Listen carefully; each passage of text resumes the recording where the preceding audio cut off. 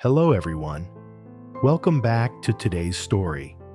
In this episode, we continue following James and Diep as they step into the most peaceful chapter of their journey together. Their honeymoon, far away from pressure, expectations, and the noise of everyday life, the two of them finally allow themselves to slow down and simply exist side by side. From quiet rainy mornings by the sea to unplanned walks through small towns, this isn't a story about luxury or excitement. It's about rest, reflection, and learning how to protect love after everything they've been through. Stay with us until the end to see how this gentle getaway reshapes the way James and Diep look at the future. And don't forget to subscribe to help us reach 10,000 subscribers. Your support truly means the world to us. Morning arrives slowly, wrapped in a gentle hush that feels completely different from their everyday lives. Soft sunlight slips through the thin curtains, painting warm lines across the bed and the wooden floor. James wakes without an alarm for the first time in what feels like forever. No phone buzzing, no urgent messages, no mental checklist forming the second his eyes open. Instead, there's only the distant, rhythmic sound of waves rolling toward the shore, steady and calming, like a quiet heartbeat outside the room. He turns his head and sees Diep sleeping beside him. Her face looks relaxed, free from the tension he's grown so used to seeing. One arm rests loosely near him, as if even in sleep she wants to stay close. James doesn't move right away. He just watches, letting the moment sink in. This is their honeymoon, not a rushed trip squeezed between responsibilities, but real time set aside just for the two of them. For a brief second, he feels an overwhelming sense of gratitude.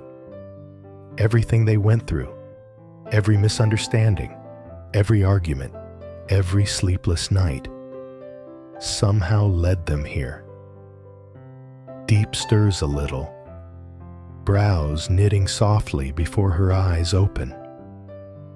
She blinks, clearly still half asleep, then turns toward him. The moment recognition settles in, a faint smile spreads across her face. "Are we really here?" she asks quietly, her voice still thick with sleep. James chuckles. "We are. No work, no schedules, just us." She exhales slowly, as if releasing something she's been holding on to for years, then sits up and stretches. The thin blanket slides down, and she doesn't bother pulling it back up. There's no one to impress, no need to rush. She walks barefoot toward the balcony and pushes the door open wider. Fresh air floods the room instantly, carrying the salty scent of the sea. Outside, the ocean stretches endlessly under the morning sun, its surface shimmering like it's dusted with gold. A few small boats drift in the distance, moving lazily, as if even they understand there's no hurry today. James joins her at the balcony, standing close enough that their arms touch. Neither of them speaks for a moment.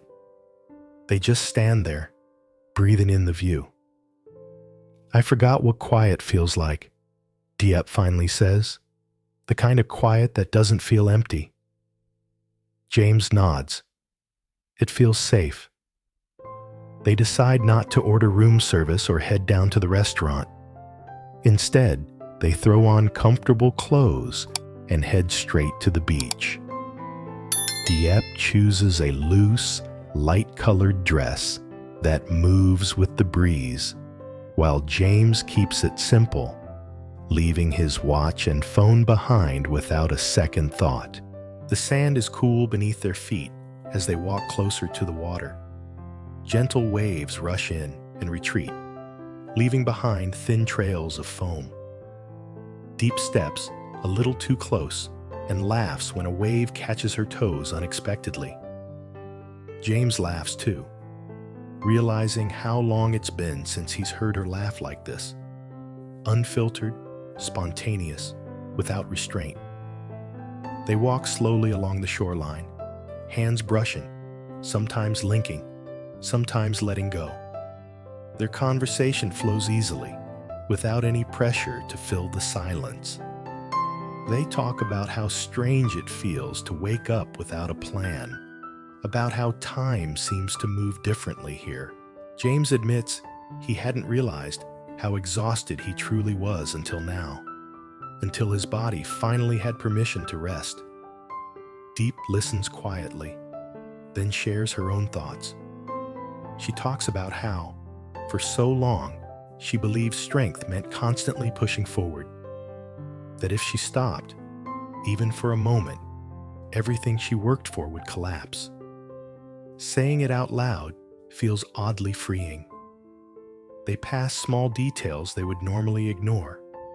A line of seashells near the water, footprints fading as quickly as they appear, a dog running freely along the beach. Life here feels simple, honest. No one seems to be chasing anything. Eventually, hunger pulls them toward a small seaside cafe, tucked under a row of palm trees. The tables are mismatched, the paint slightly chipped, but the atmosphere feels warm and welcoming. They sit facing the ocean, sharing fresh fruit, bread, and coffee that tastes better simply because they're not in a rush. Diep stirs her cup slowly, watching the waves beyond the railing. "Do you ever think," she says, "that we made things harder than they needed to be?" James considers this carefully. Maybe. But I also think we learned things we wouldn't have learned otherwise. She looks at him, thoughtful, like how to slow down, like how to choose each other, even when it's uncomfortable, he replies. Her hand finds his across the table. There's no dramatic declaration, no emotional speech, just a quiet understanding passing between them. By late morning, the sun grows stronger, and they decide to head back. In the room, Diep opens their suitcase and laughs when she realizes how many outfits she packed, most of which she probably won't wear. "I thought we'd be going out all the time," she says, "but all I want is to stay here." James smiles. "Then let's do exactly that."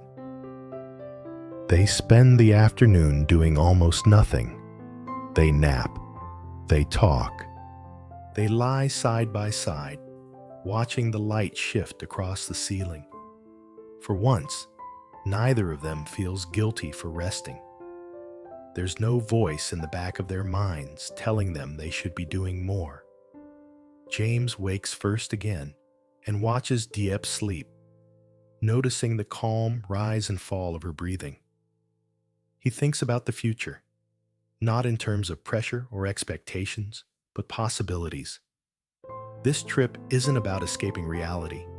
It's about redefining it. When Diep wakes, the light has softened. The day slowly leaning toward evening. They decide to walk to a nearby hill the staff mentioned earlier, a spot known for its sunset view.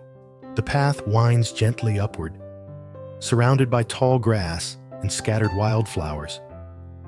The breeze carries the scent of earth and sea, blending into something grounding. At the top, they stop in unspoken awe. The sky stretches wide, painted in layers of orange, pink, and fading blue. The ocean reflects every color, like a mirror slowly changing its mood. Diep sits on a rock, hugging her knees, completely absorbed by the view. "This feels like a pause," she says softly, "like the world is giving us permission to breathe." James sits beside her, Maybe that's what a honeymoon is supposed to be. They stay until the sun dips below the horizon, until the sky darkens and the first stars appear. No photos, no distractions, just presence. That evening, they return to the beach for dinner. Candlelight flickers between them, and the sound of waves replaces background music. Over simple food and quiet conversation, they talk about the future in gentle strokes. Travel dreams, a slower pace of life, promises to protect moments like this. As they walk back under the star-filled sky, Diep squeezes James's hand. "I'm glad we didn't rush this," she says. James nods. "Me too. This feels like the beginning, not the ending of something." Back in the room, with the balcony door open and the sea whispering outside, they fall asleep, knowing that, for once, tomorrow doesn't demand anything from them except to wake up together. The next morning unfolds in a way neither of them expected. Instead of sunlight pouring into the room, the world outside is wrapped in a soft gray haze. The ocean looks calmer, almost blurred, as light rain falls steadily, tapping against the balcony railing in a gentle, rhythmic pattern. James wakes first, his eyes adjusting slowly as he listens. The sound doesn't bother him. In fact, it soothes him in a way he can't quite explain. For a long moment, he doesn't move. He just lies there, letting the rain replace all the usual noise in his head. Diep isn't asleep. She's sitting by the balcony door, knees drawn close, a thin blanket wrapped loosely around her shoulders. Her hair falls naturally down her back, untouched by styling or effort. She looks peaceful, as if she belongs exactly where she is. James watches her quietly, realizing how rare it is to see her completely unguarded like this. "You're awake," he says softly. She turns, smiling faintly. "I didn't want to miss the rain. It feels honest."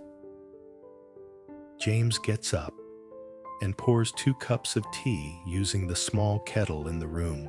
When he hands her one, their fingers brush briefly, a small gesture that still feels intimate after everything they've been through. They sit side by side, gazing out at the ocean as rain melts the horizon into a single, endless gray-blue line. "I used to hate rainy mornings," Diep says after a while. "They always made me feel behind, like everyone else was moving forward and I was stuck." "And now?"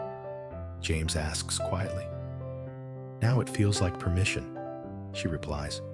"Permission to pause, to not prove anything." Her words linger in the air between them. Breakfast arrives later than usual, and they don't mind at all. They eat slowly, sharing plates, laughing when James accidentally spills tea on the table. There's no rush to clean it up immediately. No one is watching. No one cares. It's a small thing, but it feels symbolic. Proof that they're finally letting go of unnecessary tension. When the rain softens into a light mist, they decide to go out anyway. The nearby town looks completely different under cloudy skies. Streets are quieter, sounds more muted. The pavement glistens with leftover rain, reflecting buildings and passing clouds. They walk without direction, letting curiosity guide them instead of plans. They wander into a small bookstore tucked between 2 old buildings. Inside, the shelves are crowded with worn novels, travel journals, and postcards that look like they've been there for years.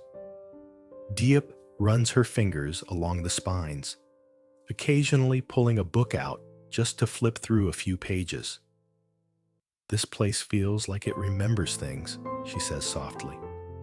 James nods. Like it's okay to take your time.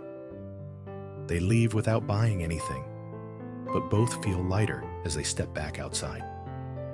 A little further down the road, they find a ceramic shop filled with handmade bowls, cups, and plates. Each piece is slightly uneven, the glaze imperfect, but beautiful. Diep picks up a cup, turning it slowly in her hands. I love that it's not flawless, she says. It feels more human. James smiles. It feels real. They buy 2 cups, agreeing they'll actually use them at home. Not something to put away for special occasions, but something ordinary. Something that can quietly remind them of this trip on regular mornings.